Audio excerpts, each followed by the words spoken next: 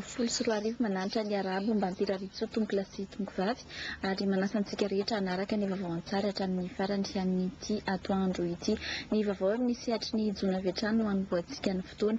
Miezaka mijery fotony ny zava-misy eo amin'izany sehatry ny jona izany eo anivon'ny ministera Pia amin'izao fotoana izao ka tany Sainte Marie ary ny ministry ny Zono nitsidika orinasa iray izay mamelona olona hatramin'ny 5,000 amin'izay fitrandrahana hazandrano izay fa teo ihany koa ny fiona hita amin'ireo mpanjono madinika tany an-toerana. Narindra Rafenimanana no mitatitra ny vaovao.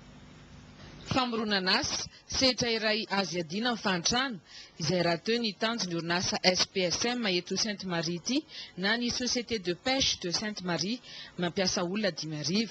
Tsy vitany hoe manome asa ny mponina eto Sainte Marie fa mitady vokatra tsara azona mampidi-bola ny orinasa.